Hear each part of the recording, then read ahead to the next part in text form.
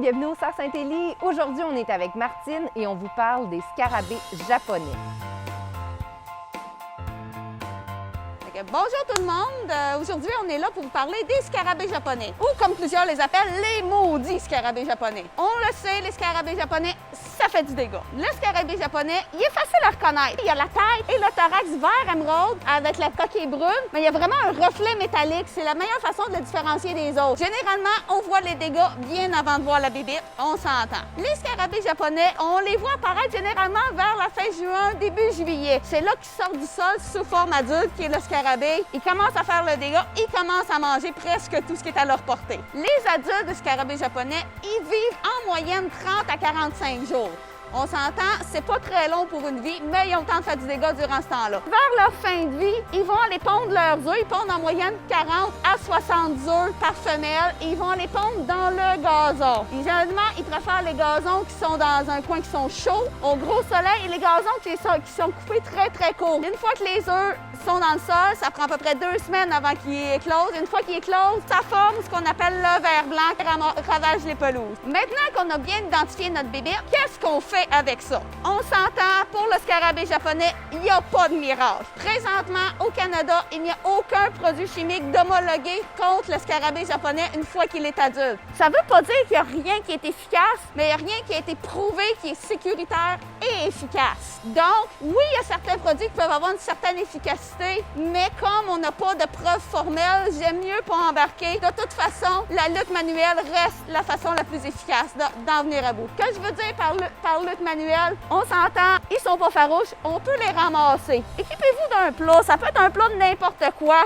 avec de l'eau savonneuse bien mousseuse. Quand je dis de l'eau savonneuse, ça peut être du savon insecticide, ça peut être du savon vaisselle, ça peut être du savon à main. Tant que ça mousse, ça fait la job. Fait que là, vous allez vous promener autour de vos plantes, puis mettez-leur des claques, gênez-vous pas. On veut se défouler, on les aime pas, faites-les tomber dans l'eau savonneuse, on les noie bien comme faut. Une fois que c'est fait, on prend notre eau savonneuse, vous pouvez le mettre dans un sac en plastique ou à la poubelle. Merci, bonsoir, c'est fini. C'est sûr qu'il faut repasser à tous les jours, aux 2-3 jours, quand on a des grosses infestations. Mais au moins, comme ça, on est sûr de les tuer, ceux-là. Pour le timing du ramassage, les scarabées japonais sont toujours plus actifs quand il fait beau, chaud et humide. C'est là qu'ils vont faire le plus de dégâts, mais c'est là qu'ils se promènent le plus aussi. Si vous voulez vraiment que votre ramassage soit efficace, faites-le de bonne heure le matin ou plus tard le soir quand les températures sont plus fraîches et ils sont plus endormis. Fait que ça va aller mieux. Si le ramassage vous écoeure, parce qu'on comprend que c'est jamais des bestioles intéressantes, vous pouvez y aller à la méthode un petit peu plus paresseuse et d'y aller carrément à la balayeuse. Si vous avez une balayeuse style Shop-Vac, c'est ça qui va le mieux.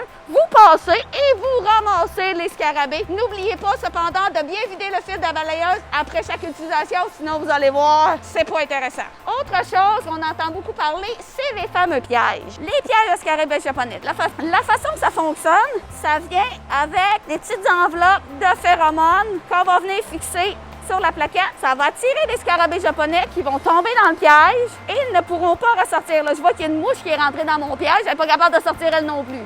Une fois que ça, les scarabées japonais sont dans le piège, on peut facilement y rajouter un peu d'eau, un peu de savon. On les noie comme il faut, pareil comme avec notre petit plat. On dispose, merci, bonsoir. On ramène notre piège en place.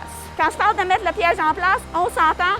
On ne va pas accrocher notre piège directement au-dessus des plantes qu'on veut protéger, parce qu'il ne faut jamais oublier que le piège attire les scarabées japonais. Fait qu'on va s'éloigner une bonne dizaine de pieds pour accrocher notre piège. Notre piège, mettez-les entre 1 mètre, 1 mètre 20, ça c'est 3-4 pieds de hauteur. Il ne faut pas oublier que les scarabées, ils volent. Si on met le piège à terre, ça ne sera pas aussi efficace. On s'entend, on a tendance à vouloir mieux prévenir que guérir, mais dans le cas des scarabées japonais, il faut faire attention, ça peut nous nuire. Les pièges, vous ne les sortez pas avant d'avoir vu les scarabées japonais. Parce qu'on sait, les populations varient d'année en année.